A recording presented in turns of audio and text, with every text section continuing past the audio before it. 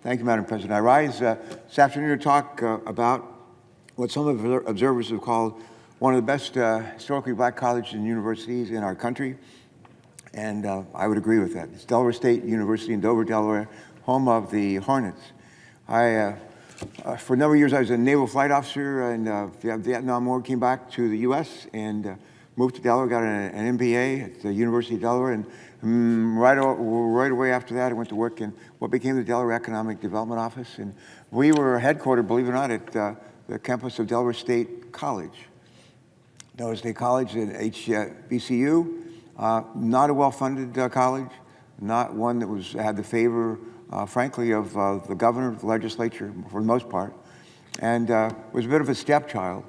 And I used to think, boy, wouldn't it be great to be able to help transform Delaware State College into something historic, memorable, outstanding. And later on, I'd be elected governor, about 15 years later, and have a chance to work with a fellow who was the president of Delaware State University at the time, and to transform with the help of the General Assembly, Delaware State College and the Delaware State University. Today, out of all the HBCUs in the country, it is, I think, latest ranking of the public college HBCUs, I think it's number 5. And I think there's about 70 or 75 of them in all. And they've just reported that their enrollment for the coming year will reach 5,000 students, all in undergraduate, graduates, master's, PhD programs, which is easily a record. And we're enormously proud of the Hornets and the great job that they're doing educating people. Last month, on one of my frequent visits to Delaware State, I took a campus tour. It's unlike any other, and from the cockpit of a brand new Vulcan Air 1.0 single-engine aircraft, and we flew all over Kent County and north of Dover. Had a chance to do some approaches, and it was a lot of fun, and it was basically a reminder that Delaware State provides undergraduate and graduate degree programs for all kinds of training and educational needs. But one of the key ones right now, and one of the most interesting, at least as former naval flight officer, is that Delaware State is I think the largest producer of pilots and aviation professionals of color in the country. I believe they have over 100 students in their program. Every one of them, when they graduate, has a job waiting for them. Some of them are pilots, others do a variety of work that's related to aviation.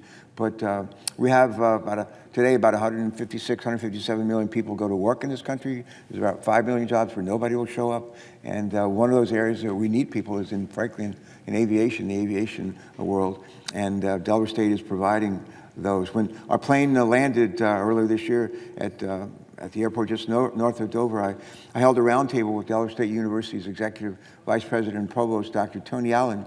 We talked with administrators, we talked with students about a bipartisan bill called the Future Act that's been discussed on the floor today and in previous days.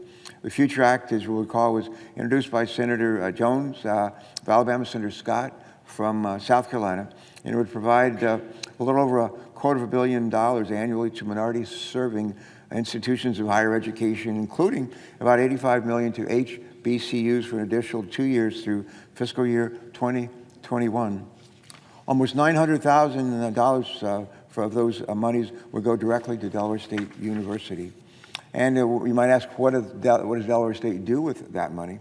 And they use this federal funding to help support STEM and teacher education programs at the undergraduate and graduate levels, and ensure that students at Del State have access to the best research tools. Specifically, this funding is used to help modernize classrooms at Delaware State University, to improve math instruction, to help recruit young men of color to teach in K-12 classrooms so that all students have mentors that they can look up to. According to the National Center for Education Statistics, only about 2% of teachers in the American public school system are African American men. About probably in excess 20% or more of the students are African American males. And think about that. That's and a lot of those African American males, frankly, haven't had some of the best mentors and role models in their lives growing up. And we have so few teachers of color that are minority male. The Future Act funding is, I think, a good step for Congress to take to help bridge that gap. I think it's a good example of how the federal government supports this critical mission at Delaware State and at HBCUs across the country. Back in early September, the House of Representatives did its job and voted to reauthorize this funding through the Bipartisan Future Act. And unfortunately, the Senate has not followed the lead of the House in this critical federal funding for our nation's HBCUs lapsed on September 30th. And before I yield to Senator Coons, I just want to say my recollection, I might have this wrong, I'm looking for my staff to be sitting right here and telling me the right numbers, but again, 2% of the teachers that are in our public schools in America, and I think in Delaware, are men of color. They're African American. Almost 20%, maybe 25% of the students in our public school system are people of color, and about half of those are male. And we need to do a better job. I, fellow as governor, started a mentoring program in our state. We recruited, when I was governor, 10,000 mentors, and a lot of them to work with children of color. A lot of them who grown up in homes where they didn't have a positive male role model in their life, and that's why the mentoring program was so important. And that's why we especially need minority male teachers who are African American. And that's not all we need, but that's a big part of what we need. And I think over half of the minority male teachers that we have in Delaware in our schools were educated at Delaware State University, over half. And we need more of those. I think Senator Coons has joined me on the floor. I'm enormously proud of Delaware State University and the leadership that they have today and in the past. Proud to have been an honorary Hornet, and proud to yield to my colleague, Senator Coons, who's been right there fighting for Delaware State from the start. Senator from Delaware. Thank you, Madam President, and I'd like to thank my colleague from our home state of Delaware. I come to the floor to join a number of my colleagues in speaking on a pressing issue, a critical lapse in funding for hundreds of colleges and universities across our nation. On September 30th, $255 million in annual federal funding for historically black colleges and universities and minority-serving institutions expired. Since this fund was first created, it has supported 400 HBCUs and MSIs, historically black colleges and universities and minority-serving institutions across our country, including 97 HBCUs last year. This lapse has created real uncertainty and harm to these organizations, these universities, their students, their employees, and the public. And I just wanted to join my colleagues in highlighting the importance of this funding. I want to speak specifically to the HBCU of which Delaware is so proud, Delaware State University.